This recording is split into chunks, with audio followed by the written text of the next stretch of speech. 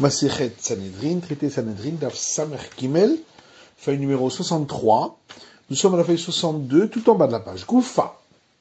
On reprend l'enseignement qu'on avait vu auparavant à Rabbi Ami. Rabbi Ami dit, si bar vekiter venisser, si quelqu'un a abattu rituellement un animal pour sacrifice à l'idolâtrie, et il a fait brûler les graisses sur l'autel pour l'idolâtrie, et il a fait des libations pour l'idolâtrie, tout ça dans le même oubli de l'interdit, et Nochayavela Ahat, il n'apportera qu'un seul sacrifice.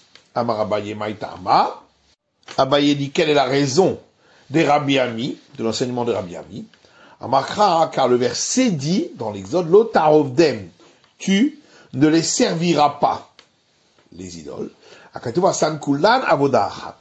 Donc le verset a englobé tous ces cultes-là en un seul, et donc on n'apporte qu'un seul sacrifice. Et la Gemara demande au Miyamar Abaye, est-ce qu'Abaye a vraiment dit cela? Et pourtant Abaye a dit,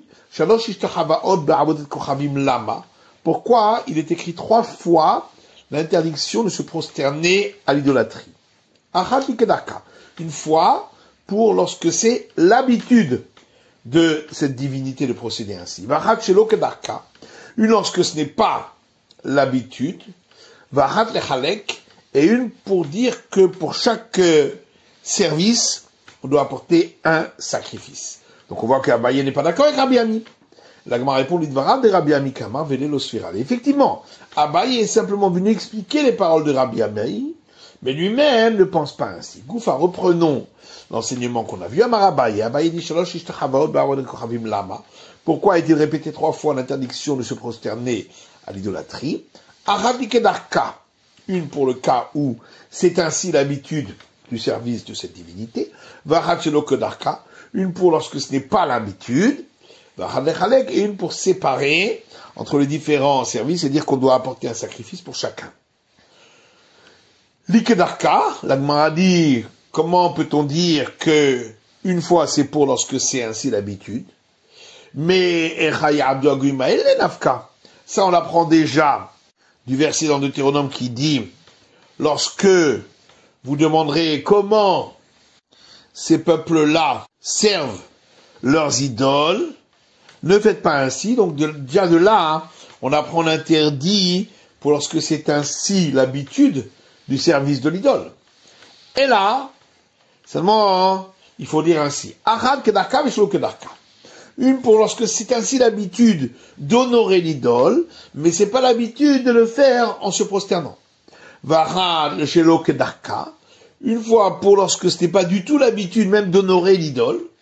Et une fois pour dire qu'on doit apporter un sacrifice pour chacun des services de l'idolâtrie. On a vu dans le Mishnah que celui qui accepte sur lui telle idole comme Dieu, ou qui lui dit tu es mon Dieu, il est passible de lapidation. Amar Rav Nachman Amar Rav Baravua. Rav Nachman dit au nom de Rav Baravua au nom de Rav. À partir du moment où il lui a dit à l'idole, tu es mon Dieu, il est passible de la lapidation, même s'il n'a pas servi. Les mailles, la demande, mais à quel niveau? Il est là.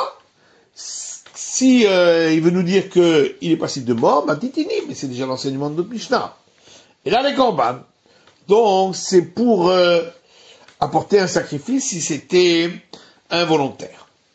La demande, il va filou les rabanat.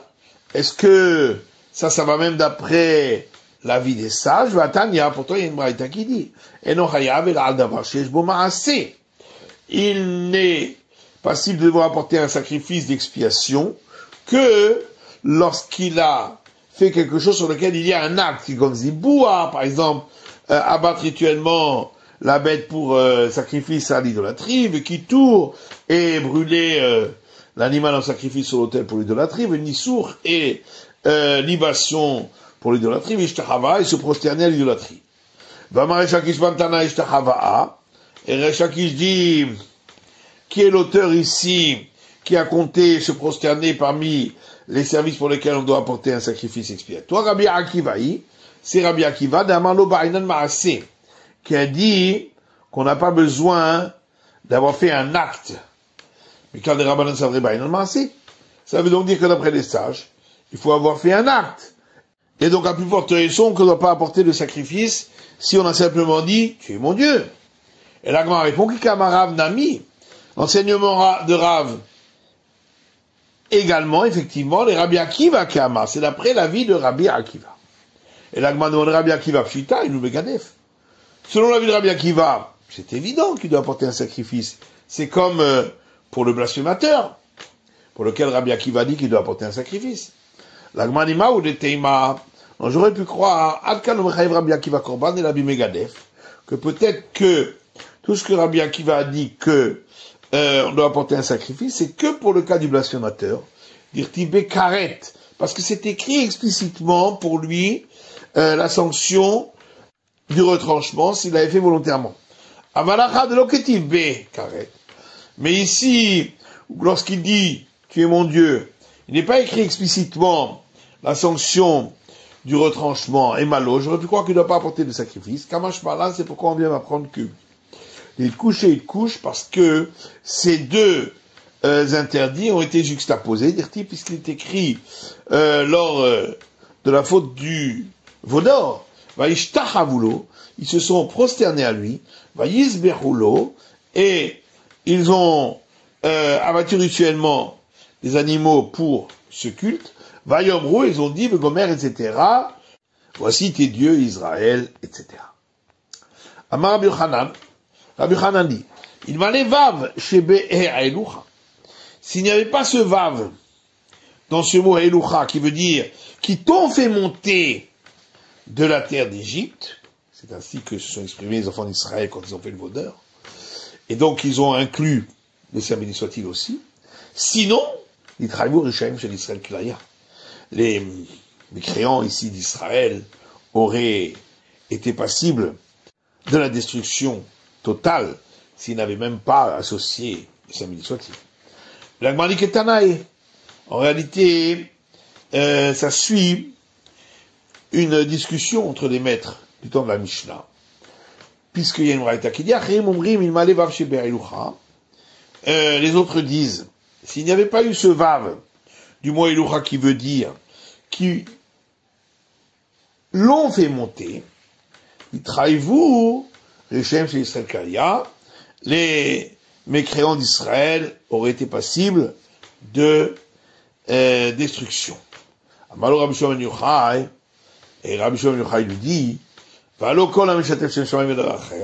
pourtant, tout celui qui associe le nom du ciel avec l'idolâtrie, il est totalement détruit et extirpé du monde.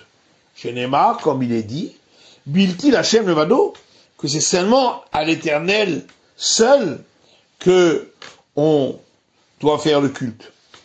Et la matem lo maracher elucha, mais alors pourquoi le verset dit qui t'ont fait monter, au pluriel, chez vous et la Houtarbe. Ça veut nous dire qu'ils ont désiré beaucoup d'idoles différentes et qu'ils les ont servis. On a vu dans la Mishnah, mais celui qui étreint l'idole ou qui l'embrasse ou qui nettoie le sol devant ou qui verse de l'eau sur le sol pour faire descendre la poussière qui est devant l'idole, pour cela il n'est pas passible de mort, mais seulement d'un interdit simple de la Torah lorsque ce n'est pas ainsi l'habitude du service de cette divinité. Quant à Rav Dimi, lorsque Rav Dimi est venu de Babylonie, Amar Rabbi Elazar, il a dit au nom de Rabbi Elazar, Al-Kulam, pour tous ces types de cultes, Loké, il doit recevoir la lapidation, sauf pour celui qui fait un vœu au nom de l'idolâtrie ou celui qui fait un serment en son nom. Et pourquoi y a-t-il donc cette différence entre celui qui fait un vœu au nom de l'idolâtrie ou celui qui fait un serment au nom de l'idolâtrie où il est dit donc ici qu'il ne reçoit pas la flagellation. Parce qu'il s'agit d'un interdit pour lequel il n'y a pas d'acte, mais seulement une parole.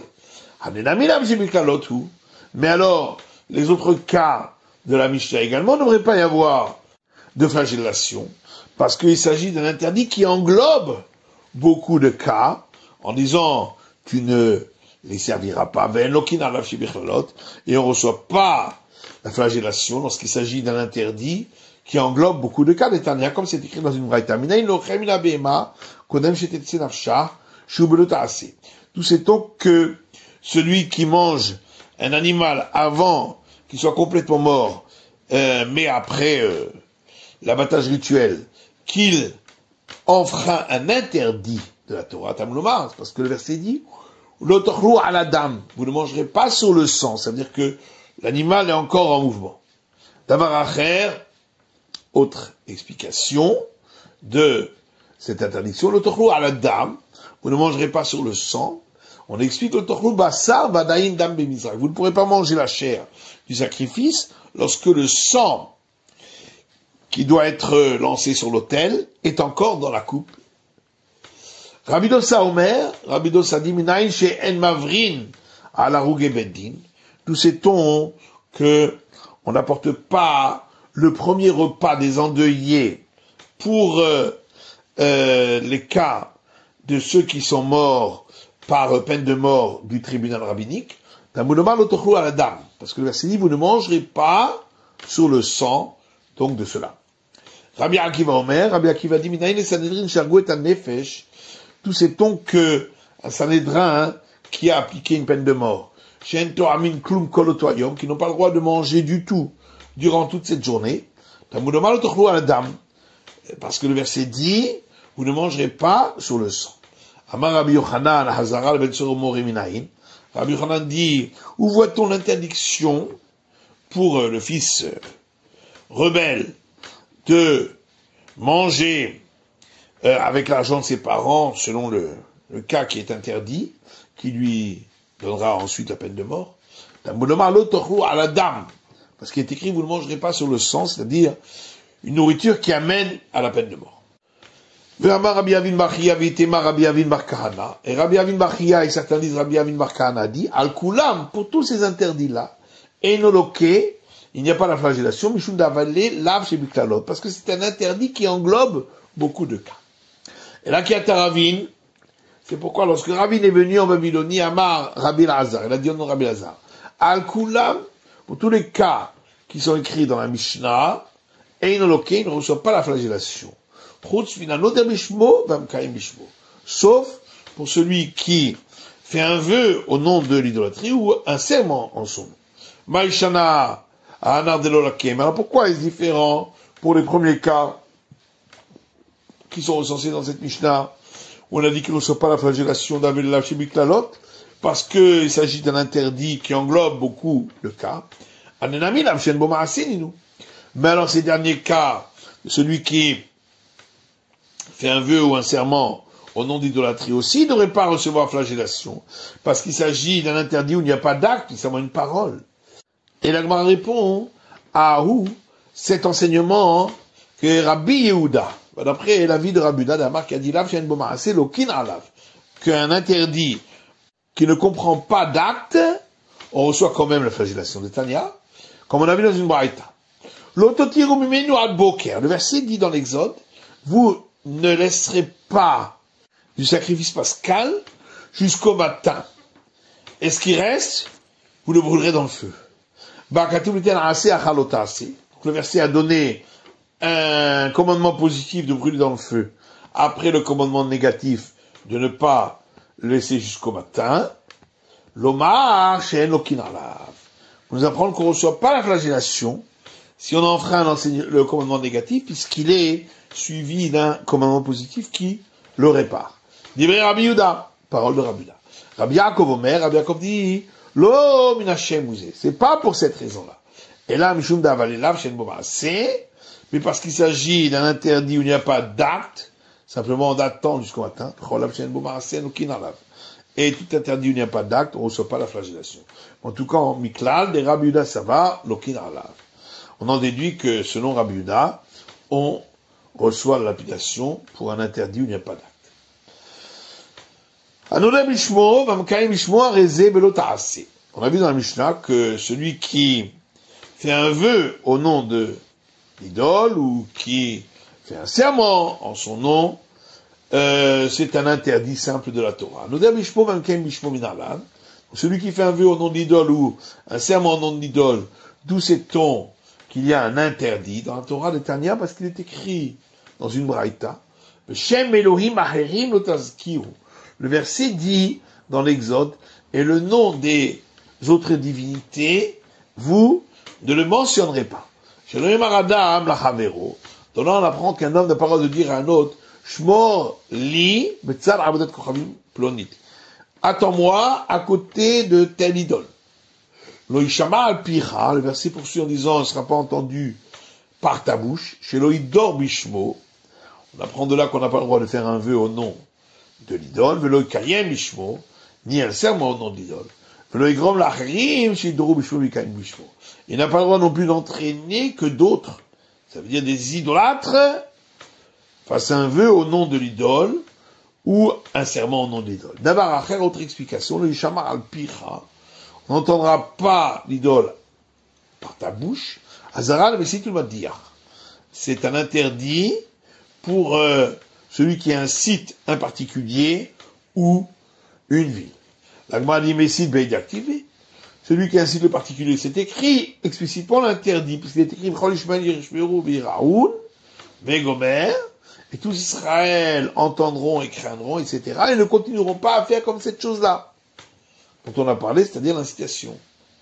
Et là, Azhara le Médiar.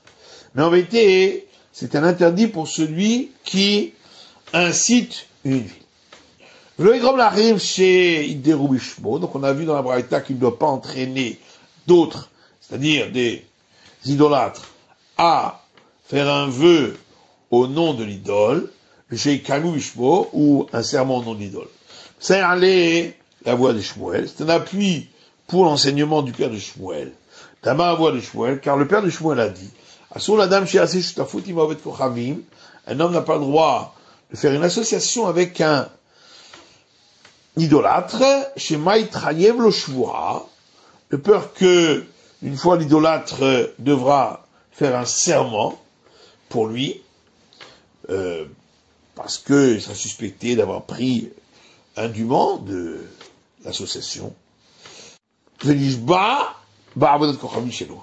il va faire un serment au nom de son idole. La Torah Amra, or la Torah dit, lo yishama al picha, ce ne sera pas entendu par ta bouche. Keta Oula, lorsque Oula est venu en Babylonie, Bat Bekal Nevo, il a passé la nuit dans une ville appelée Kalnevo. Amar le Rava lui a dit, Vecha Batmar, où est-ce que le maître a passé la nuit? Amar lui a dit, Bekal Nevo, à Kalnevo. Amar le Vaketi Veshem Elohim Achirim Taskiru. Rava lui a dit, mais pourtant il est écrit dans le verset, et le nom des autres divinités vous ne mentionnerez pas. Or, Kalnevo est le nom d'une idole. Amar le Achi Amar Rabbi Yochanan. Il a dit ainsi à dire Rabbi Yochanan, toute idole dont le nom est mentionné dans la Torah, Mutal Askir, Shema, on a le droit de mentionner son nom, puisque la Torah l'a mentionné. Ve'ayecha Ketiva, et où est-ce qu'on a trouvé ce nom de Kalnevo? Dirti, parce qu'il est écrit dans le livre d'Isaïe. Kara Bel, Bel qui est une idole, s'est accroupi, Kores Nevo, Nevo qui est une idole, est allé à la selle. Et donc Kalnevo vient du mot Nevo, qui est le nom d'une idole, qui est rapporté ici dans Isaïe. Veloktivalo, la demandé si c'était pas écrit dans la Torah sur interdit. Motiv Rav Shashia. Rav Shashia pose une question, à partir d'une Mishnah qui dit Ra'a ahat meruba keshalosh.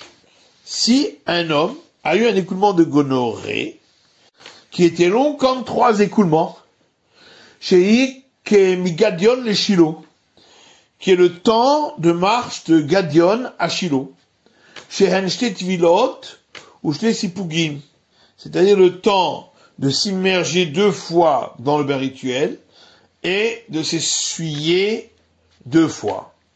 Arézé Zavgamour, il est considéré comme celui qui a eu un écoulement de gonorrhée par 3 fois et qui doit apporter un sacrifice. Or, Gadion est le nom d'une idole. Alors comment ça a été mentionné ici?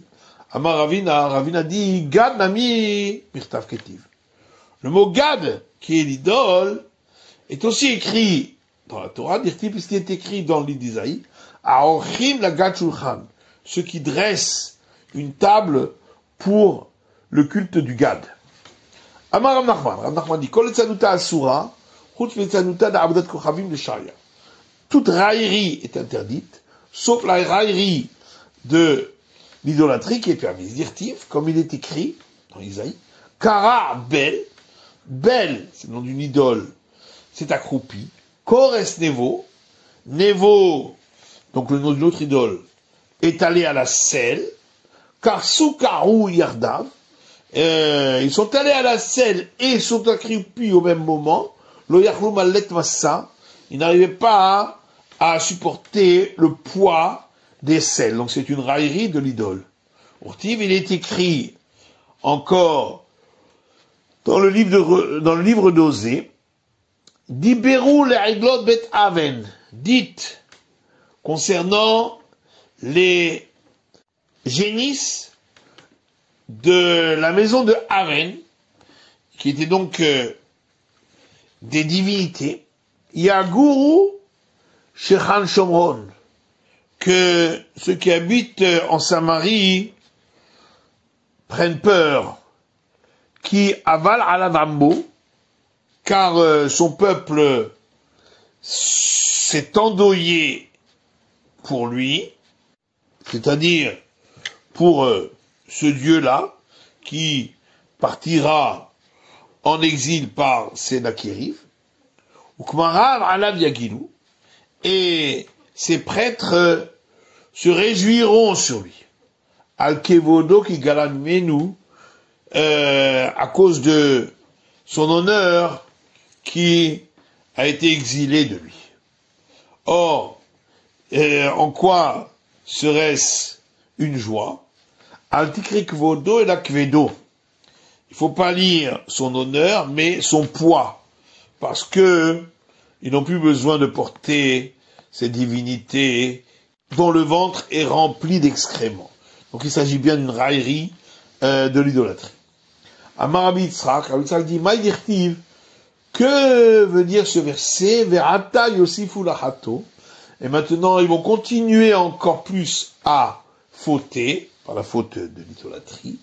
Et asulahem masecha, ils ont fait pour eux une idole, mikaspam kitvunam atzavim, avec leur argent, selon la forme qu'ils ont voulu pour leur idole. Le gomer, etc. Et qu'est-ce que ça veut dire, kitvunam atzavim, selon la forme qu'ils ont voulu pour leurs idoles. Mais la même shekolechad asademutirato, ça m'apprend de là que chacun avait fait une petite forme de son idole, et il l'a mise dans sa poche. Lorsqu'il s'en souvenait, Motzia mitocheko, il la sortait de son vêtement, et il l'enlaçait, et il l'embrassait. Et la Gemara explique la suite du verset. Mai, Zofre Adam Agalim Ishakun. Que veut dire la suite du verset? Ceux qui sacrifient un homme, des veaux les embrasseront. Amar Rabbi Yitzhak, bébé Rabbi Ami. Rabbi Yitzhak, de la maison d'études de Rabbi Ami, dit Shayou mesharti avodat kochavim notnim einehen beba'alei mamon. C'est parce que les prêtres de l'idolâtrie plaçaient leur regard sur ceux qui avaient beaucoup d'argent. Marimim et Agalim, et c'est pourquoi ils ne donnaient pas à manger à leur veau, qui était une divinité.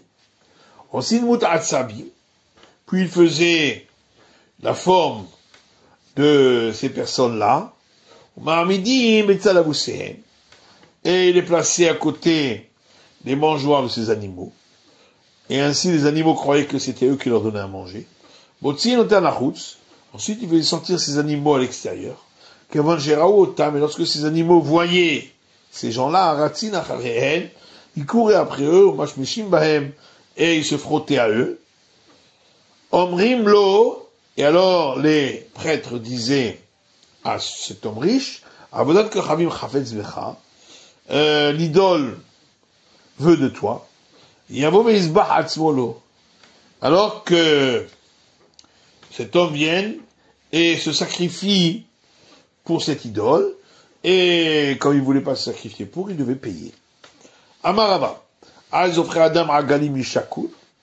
Et Rava dit, maintenant pourquoi le verset dit, ceux qui abattent rituellement un homme, les veaux les embrasseront. Agalim Mishakur, Lisboach Adam Baile.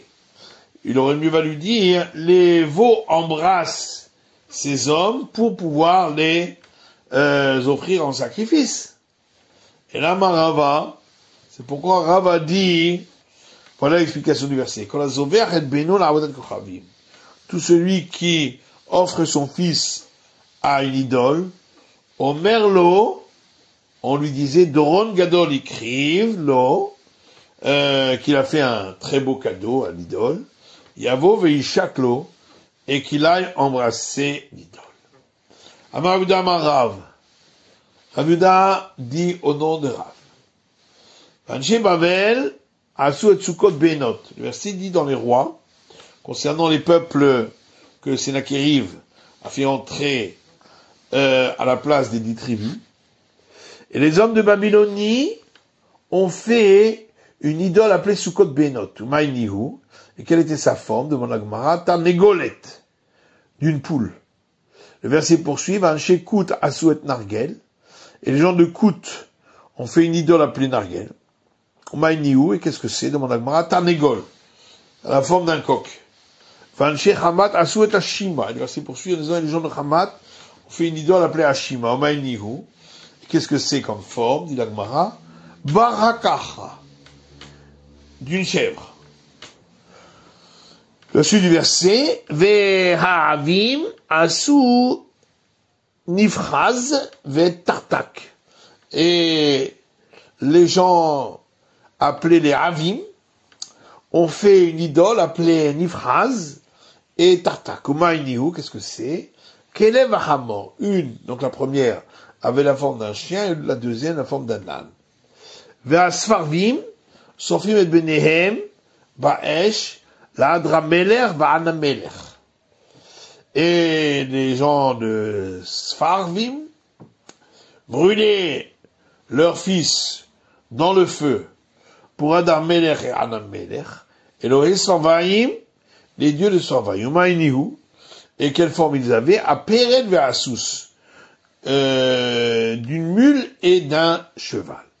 Adrameler avait la forme d'une mule.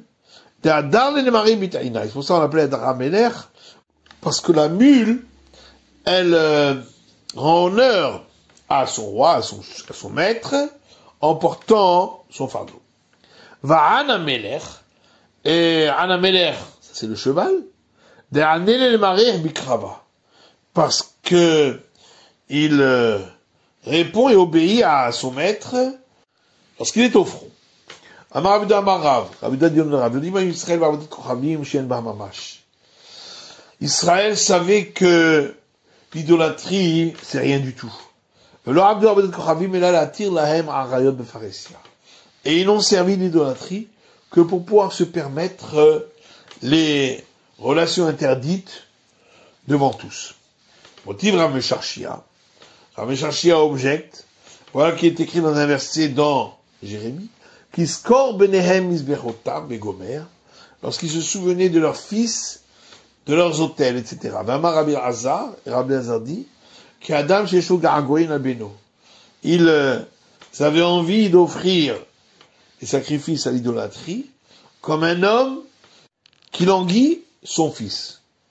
Donc on voit qu'ils aimaient particulièrement l'idolâtrie. La Gemara répond, Batar Davikoubé. Ça, c'est après qu'ils se sont attachés, ils ont fini par l'aimer. C'est la fin de l'étude du Daf Samer Gimel, de la feuille numéro 63.